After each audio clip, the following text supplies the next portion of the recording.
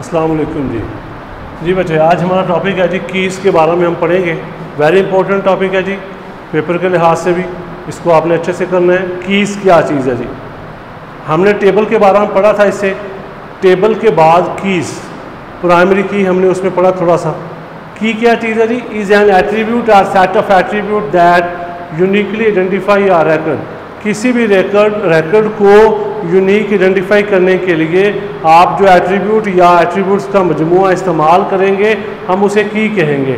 ये इसका मतलब ये होता है कि जब आपने डाटा को आसानी के साथ, तेज़ी के साथ और स्मूथली एक्सेस करना है ना, तो तब ये आपको फ़ायदेमंद होती है, यानी आपको आसान कर देती है। अगर आपने किसी किस्म का कोई डाटा तलाश करना है या उसको तरतीब देना है तो ये बहुत ज़्यादा आसान हो जाता है इसके ज़रिए। ये इसका फ़ायदा होता है कि हम रिकॉर्ड को अपने यूनिक, क्योंकि डेटाबेस का मकसद ही ये था कि आपने रिकॉर्ड को एक दफ़ा लिखना है, ज़्यादा दफ़ा नहीं लिखना। वो चीज़ करने के लिए हम क्या इस्तेमाल करेंगे? कीज़ इस्तेमाल करेंगे। उसकी हम आगे टाइप्स पढ़ेंगे। पहली टाइप है जी हमारे पास primary key. Primary key definition है वही, attribute or set of attribute, ठीक है, that uniquely identify are record. किसी भी रिकॉर्ड को यूनिक आइडेंटिफाई करने के लिए जो एट्रीब्यूट या एट्रीब्यूट का मजमूआ हम इस्तेमाल करेंगे वो प्राइमरी की कहलाएगा, ठीक है। इसकी 3 प्रॉपर्टीज़ आपने याद रखनी है प्राइमरी की में, ठीक है। तो पहली, a relation can have only one primary की। एक रिलेशन के अंदर एक प्राइमरी की होती है। ईच वैल्यू इन प्राइमरी की मस्ट बी यूनिक, ठीक है। इसमें 1 था, ये क्या है? यूनिक है। यूनिक का मतलब क्या है? जो चीज़ एक दफ़ा आ जाए वो दोबारा ना आ सके, उसे यूनिक कहते हैं हम। तीसरा point, primary key can not contain null value. खाली नहीं होना चाहिए, उसके अंदर कुछ ना कुछ अकॉर्डिंग टू रिक्वायरमेंट डाटा होना चाहिए। यानी जो चीज़ आप लिख रहे हैं, ये देखें ज़रा, ये हमारे पास प्राइमरी की है, रोल नंबर 1 2 3। आपने इसको खाली नहीं छोड़ना, इसके अंदर लाजमी कुछ ना कुछ लिखना है। ये तीसरी प्रॉपर्टी है। ये 3 लाइनें आपने लाजमी याद रखनी है। पहली लाइन, एक टेबल के अंदर एक प्राइमरी की होती है। दूसरे नंबर पे इसमें यूनिक होता है, दोबारा नहीं आता, और इसमें नल वैल्यूज नॉट अलाउड, ठीक है। इसकी मिसाल है रोल नंबर, यानी आपने पूरे टेबल में से ऐसा एट्रीब्यूट ढूंढना है जो यूनिक हो। ना तो नाम हो सकता है, ना क्लास हो सकती है। क्या हो सकता है? आपका रोल नंबर यूनिक हो सकता है, आपका रजिस्ट्रेशन नंबर यूनिक हो सकता है, ठीक है। यानी वो अदारे के लिहाज से, मैं आपको स्टूडेंट की मिसाल दे रहा हूँ, ठीक है। तो ये हमारे पास पहले नंबर प्राइमरी की आती है। फिर आती है कंपोजिट, या इसको कहते हैं कनकैटिनेट, ठीक है। कंपोजिट या कनकैटिनेट, ये भी प्राइमरी की ही है, लेकिन उसकी किस्म है ये। इससे मुराद क्या है कि जब आपने प्राइमरी की को एज अ ग्रुप इस्तेमाल करना है, यानी प्राइमरी की के जो एट्रीब्यूट होंगे वो एक नहीं होगा बल्कि एक से ज़्यादा होंगे, तो हम उसे क्या कहेंगे? कंपोजिट कहेंगे या कनकैटिनेट कहेंगे। वो कहता है जी प्राइमरी की कंसिस्ट ऑफ 1 और मोर एट्रीब्यूट, यानी जिसके एट्रीब्यूट एक से ज़्यादा हो हम उसे कंपोजिट कहते हैं या कनकैटिनेट कहते हैं, ठीक है। जैसा कि आपने किसी स्टूडेंट के मार्क्स लिखने हैं, आपके पास उसका रोल नंबर होना चाहिए, उसके सब्जेक्ट होने चाहिए, यानी ऐसी प्राइमरी की जिसके एट्रीब्यूट 2 या ज़्यादा हो हम उसे कंपोजिट कहेंगे, या फिर उसे कहेंगे कनकैटिनेट, ठीक है। बात की समझ लगी है? इससे क्या मुराद हुआ कि हमारे पास अब देखें रोल नंबर, सब्जेक्ट, ये 2 चीज़ें होंगी तो हम किसी के मार्क्स लिख सकते हैं, अदरवाइज हम मार्क्स ऐड नहीं कर सकते, ठीक है। तो यानी ऐसी प्राइमरी की जिसके एट्रीब्यूट 1 से 2 से ज़्यादा हों वो होती है कंपोजिट या कनकैटिनेट, ठीक है। इससे अगली यदि कैंडिडेट की और अल्टरनेट, ये दोनों एक दूसरे से मिलती हैं। एक टेबल के अंदर एक से ज़्यादा एट्रीब्यूट हो सकते हैं जो कि यूनिक होते हैं। एक से ज़्यादा एट्रीब्यूट हो सकते हैं जो कि यूनिक, मसलन registration number, roll number, name.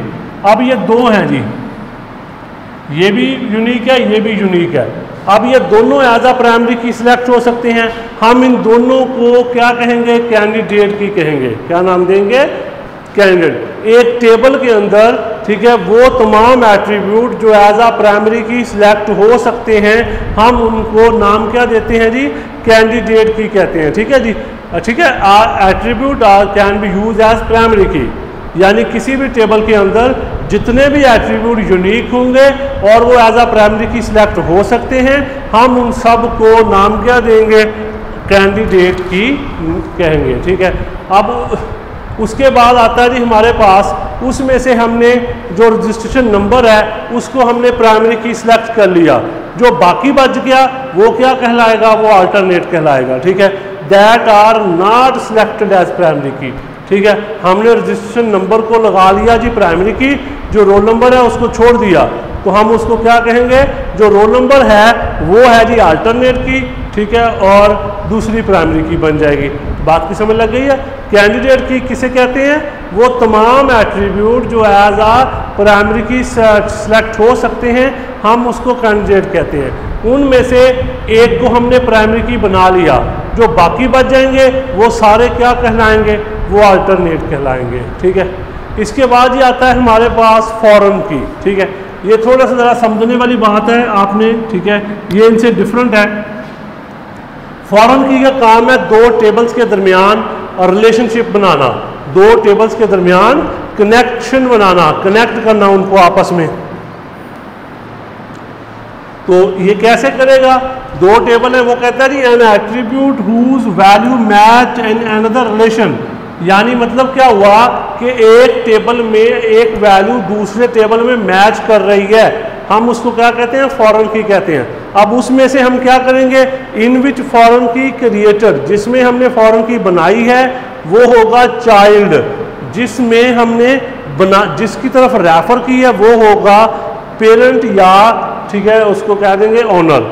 और उसके बाद वो कहता है connect to establish a relationship. ये हमारे सामने दो टेबल है जी, एक स्टूडेंट का टेबल है, एक मार्क्स का टेबल है। ठीक है, स्टूडेंट का टेबल जी हमारे पास रोल नंबर, नेम, एड्रेस, आगे हमने लिखने हैं मार्क्स। मैंने अभी आपको थोड़ी देर पहले बताया कि हमने मार्क्स लिखने हैं ना, तो हमारे पास स्टूडेंट का रोल नंबर और सब्जेक्ट होना चाहिए, उसके बगैर हम किसी स्टूडेंट के मार्क्स नहीं लिख सकते। तो इसलिए हम, ठीक है, क्या करेंगे, वो जो मार्क्स वाला टेबल है उसमें जो प्राइमरी की हम कहते हैं रोल नंबर जो है वो होगा फॉरेन की, हमने उसको अखज़ किया है, लिया गया है, हमने उसको लिया है। किससे लिया है, स्टूडेंट टेबल से, यानी मार्क्स टेबल में उसी स्टूडेंट का रोल नंबर आएगा जो कि स्टूडेंट टेबल में मौजूद है। देखें यहाँ पे वो रोल नंबर आ रहा है जो यहाँ मौजूद है, तो ये वाला जो रोल नंबर है ये फॉरेन की कहलाएगा, और यहाँ पे ये क्या होगा, ठीक है, प्राइमरी की होगा। जहाँ पे फॉरेन, ठीक है, फॉरेन की है उस टेबल को आपने कहना है चाइल्ड टेबल, और जिस तरफ प्राइमरी की है उसको आपने कहना है पेरेंट टेबल। ठीक है, बात की समझ लगी है। ये मतलब इस तरह ये उन दोनों को आपस में क्या कर देता है, कनेक्ट कर देता है, आपस में जोड़ देता है। ठीक है, और रिलेशनशिप इस्टेब्लिश करता है, ये वाला जो फॉरेन की है। ठीक है, बात की समझ लग गई है। हमारे पास एक पेरेंट टेबल था, हमने आगे मार्क्स टेबल बनाना है, तो हमने यहाँ से डाटा लेना है वो। ठीक है, तो हमने यही रोल नंबर यहाँ इस्तेमाल कर लिया, जब यहाँ आएगा ये फॉरेन बन जाएगा। फॉरेन का मतलब बाहर है ना, मतलब आप यहाँ से किसी और कंट्री में जाते हैं वो फॉरेन होता है, तो यहाँ भी आपने ये रोल नंबर यहाँ से इधर ले गया, ये चाइल्ड टेबल है फॉरेन, और यहाँ पे ये जो होगा ये पेरेंट टेबल होगा। ठीक है, यहाँ पे जब आप रिकॉर्ड ऐड या डिलीट करोगे उसका इस पे असर पड़ेगा। ठीक है, इसका इस पे कोई असर नहीं पड़ेगा। ठीक है जी, ये हमारे पास फॉरेन की थी। फॉरेन की का मतलब रिलेशनशिप इस्टेब्लिश करना, यानी दो टेबल्स को आपस में कनेक्ट करना। हम एक से ज़्यादा फॉरेन की बना सकते हैं, कोई रिस्ट्रिक्शन नहीं है। अगला जी है जी सेकेंडरी की। सेकेंडरी की से मुराद होता है कि जब आपने, ये नॉन यूनिक एट्रीब्यूट होता है, नॉन यूनिक, यानी मतलब क्या होगा कि इसमें आपने क्या इस्तेमाल करना है, यानी इसमें डुप्लीकेशन हो सकती है। मसलन आप चाहते हैं किसी सिटी का डाटा मालूम करना चाह रहे हैं, तो आपने एड्रेस को इस्तेमाल करना है एज आ की, हम उसे क्या कहेंगे, सेकेंडरी की कहेंगे। ये होता है कि जब आप कोई डाटा रिट्रीव करते हैं, जब आप वापस हासिल करते हैं डाटा, तो उसको रिट्रीवल कहते हैं, यानी डाटा को दोबारा हासिल करने के लिए जो की इस्तेमाल होती है हम उसे क्या नाम देते हैं, सेकेंडरी की कहते हैं। ठीक है, सेकेंडरी की क्या होती है, नॉन यूनिक होती है।